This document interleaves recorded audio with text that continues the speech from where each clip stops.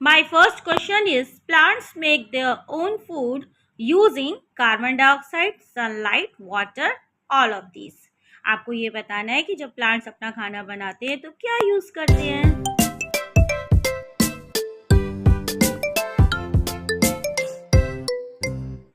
Okay, right answer is all of these. क्योंकि photosynthesis के समय प्लांट्स कार्बन डाइऑक्साइड भी यूज करते हैं, सनलाइट भी और वाटर भी. Okay. Now the second question is during photosynthesis plants produce यानी फोटोसिंथेसिस के समय प्लांट्स क्या प्रोड्यूस करते हैं? Carbon dioxide, sunlight, sugar, all of these. Right answer is sugar. क्योंकि ये बात हमें अच्छे से पता है, फोटोसिंथेसिस में प्लांट्स क्या बनाते हैं? फूड. Very good. तो right answer is sugar. Okay. Now the third question is the part of a leaf that attached its to stem or branch. यानी आपको ये बताना है लीफ का कौन सा पार्ट स्टेम से अटैच होता है? मिडरिप, ब्लेड, पेटियोल या फिर वेन. सोचिए.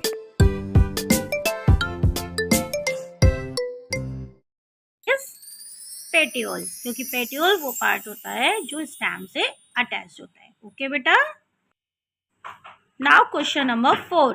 Leaves are green in color due to the presence of stomata, chlorophyll, carbon dioxide and oxygen.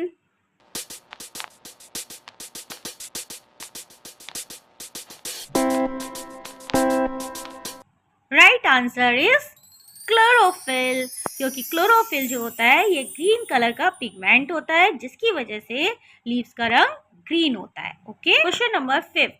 Which of these plants floats on water? यानी आपको वो प्लांट्स बताने हैं जो पानी के ऊपर तैरते हैं. Duckweed, moss, water lily, hydrilla.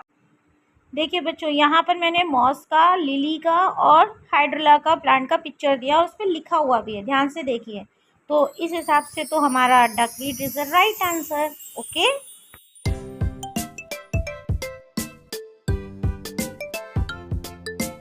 Now the question number 6. Which of the following is a xerophyte?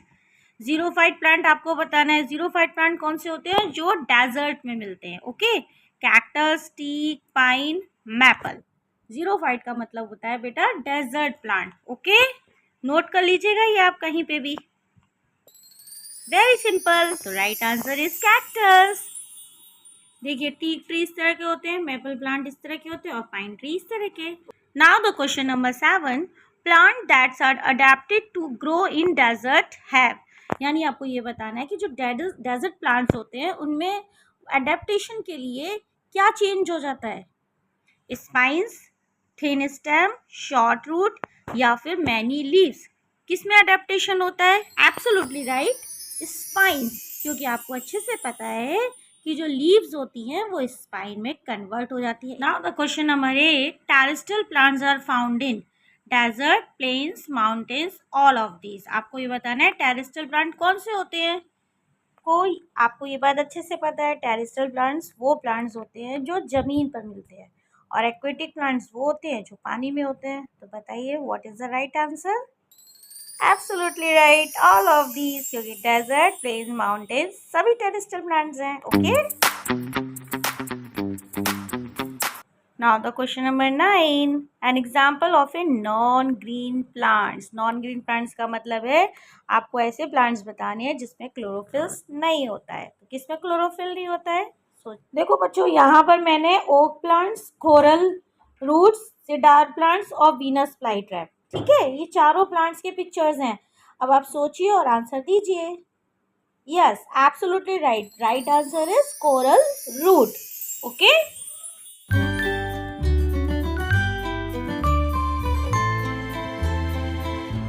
Now the next question is which of these substances do winds transport to and from leaves. यानी आपको वो substances बताने हैं जो कि वे leaves से लेके veins के थ्रू पूरे प्लांट में ट्रांसपोर्ट होता है. क्या चीज़ ट्रांसपोर्ट होता है बताइए. वाटर, मिनरल्स, न्यूट्रिएंट्स या all of this.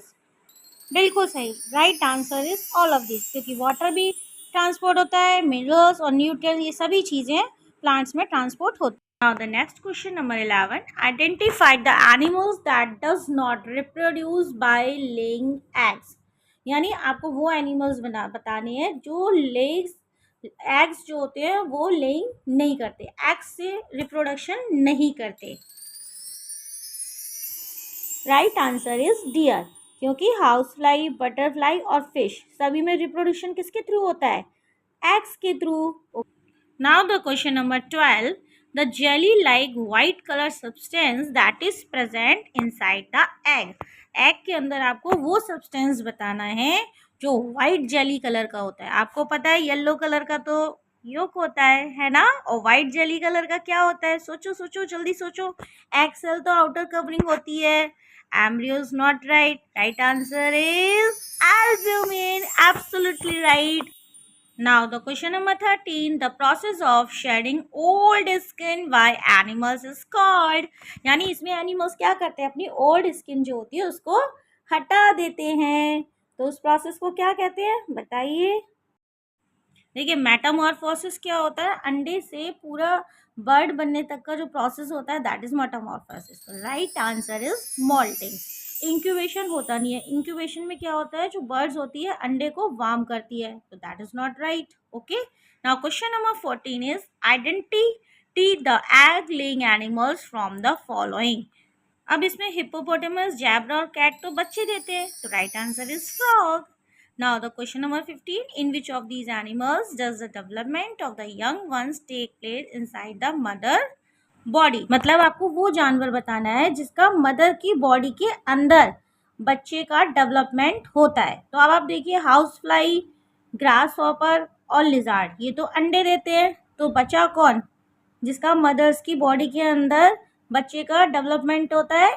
Right answer is rabbit. Absolutely right. Very good. Now the question number 16. Identify the animal that sleeps throughout the summer months. यानी गर्मियों में ये जानवर सोने चला जाता है. बियर, स्नेल, रैबिट या फिर फ्रॉग. बियर में तो हाइबरनेशन होता है और जो हाइबरनेशन प्रोसेस होती है विंटर में होती है. Yes, right answer is snail.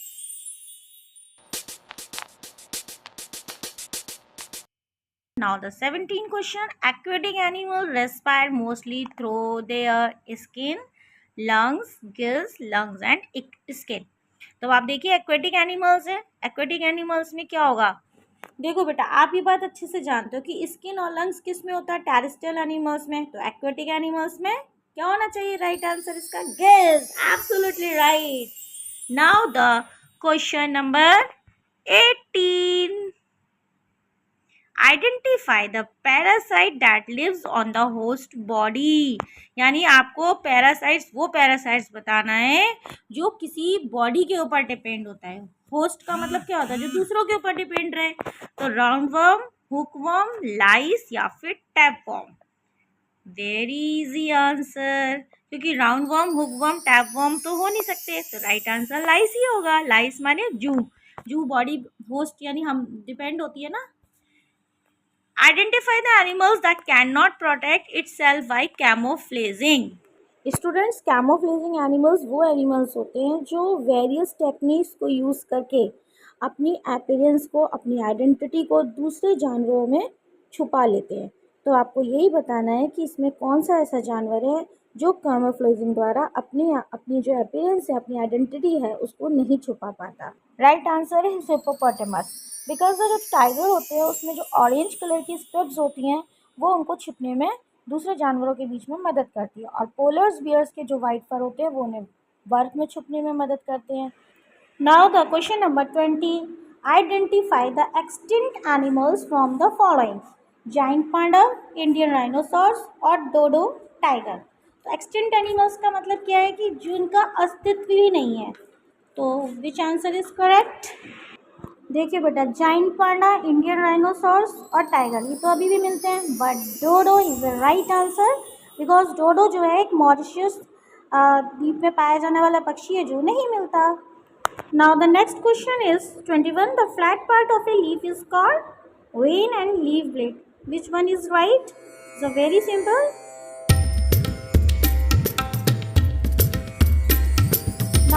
Right answer is leaf blade, क्योंकि leaf blade is a flat part. Okay.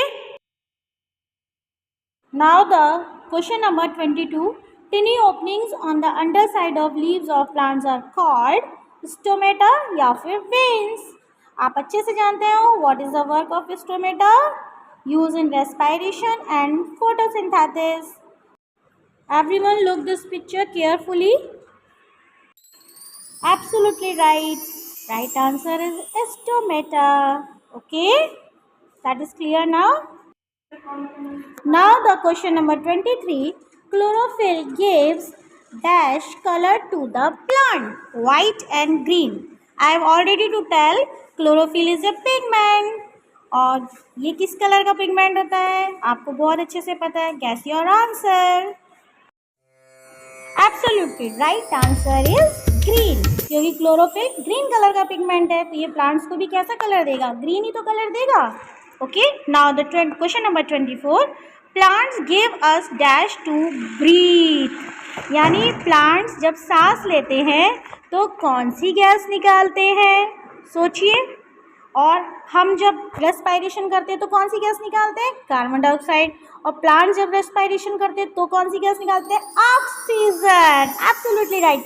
अभी तो कहते हैं ना कि प्लांट्स जो है ज़्यादा से ज़्यादा लगाने चाहिए, तभी तो हमें प्रॉपर ऑक्सीजन मिलेगी. Now the question number 25. Animals breathe out. I have already tried to tell before. It's a very very easy. Breathe out में हम कौन सी गैस निकालेंगे, कार्बन डाइऑक्साइड, है ना. ओहो, ये तो मैंने आपको पहले ही इसका आंसर बता दिया. बच्चों अब हमारे आने वाला है बहुत ही ज़्यादा इंटरेस्टिंग क्वेश्चन, तो आप तैयार हो जाइए. आप ध्यान से देखिए, यहाँ पे एक फिगर दिखाई दे रही है, ठीक है. इस फिगर में एरो लगे हैं और एक जगह लिखा हुआ है स्टार्ट. एक ब्लॉक में आपका एस लिखा है, एक में क्यू लिखा है, एक में आर और एक में पी. अब हम इस क्वेश्चन को कैसे सॉल्व करें, तो इसके लिए सबसे पहले हम ऑप्शन नंबर ए को उठाते हैं, ठीक है. तो ए वाला ब्लॉक आप ध्यान से देखिए बच्चों. ए वाले ब्लॉक में क्या लिखा है, ए मेटल की can be placed at box P. P वाले बॉक्स में आप मेटल को रखिए और स्टार्ट पे जाइए. अब स्टार्ट पे जाने के बाद फिर इसमें आप देखिए उसके नीचे क्या लिखा है, ब्रेक इजली नो, है ना. तो क्या जो मेटल है वो ब्रेक इजली हो जाता है, तो ये तो यहीं पे बात गलत हो गई. फिर इसके बाद है कैन बी स्ट्रेस्ड इजली, तो ये भी बात गलत हो गई. तो ये तो पूरी तरीके से ऑप्शन ए तो हमारा गलत ही है. अब हम जाते हैं ऑप्शन बी की तरफ. ऑप्शन बी में बोला है कि यदि क्यू बॉक्स में हमारी ग्लास प्लेट हो. क्यू बॉक्स की तरफ जाइए बच्चों आप लोग. देखिए क्यू बॉक्स पे जाने के लिए आप पहले स्टार्ट पे जाइए. स्टार्ट पे जाने के बाद उसने बोला है ब्रेक इजली नो. तो क्या ग्लास प्लेट हमारी ब्रेक इजली हो जाती है, अरे नहीं भाई, ग्लास प्लेट तो हमारी ब्रेक इजली हो जाती है, तो इसमें लिखा है नो, तो ये भी बात गलत हो गई. और अगर हम देखें कैन बी स्ट्रेस्ड इजली, तो उसके लिए भी नो लिखा है, तो ये स्ट्रेस्ड भी इजली नहीं होती, ये बात तो सही है. लेकिन ब्रेक इजली तो हो जाती है ना, तो ये भी ऑप्शन हमारा गलत हो गया. अब हम ऑप्शन अगर डी को उठाते हैं तो डी में ये लिखा है कि एस वाले ब्लॉक में हम कॉइन को लेंगे. तो बेटा आप फिर से दोबारा से स्टार्ट पे जाइए. अगर मैं कॉइन को सोच के लेती हूँ तो कॉइन के लिए इन्होंने लिखा है ब्रेक इजली यस. ले, ये बात तो गलत हो गई. कॉइन तो ब्रेक इजली हो ही नहीं सकता है. और इसके अगर आगे वाला देखूं इज ओपेक मटेरियल नो, तो ये भी गलत है, जबकि कॉइन तो ओपेक मटेरियल है ना. ओपेक का मतलब होता है जिसके आर पार हम नहीं देख सकते, और ट्रांसपेरेंट वो होता है जिसके हम आर पार देख सकते हैं.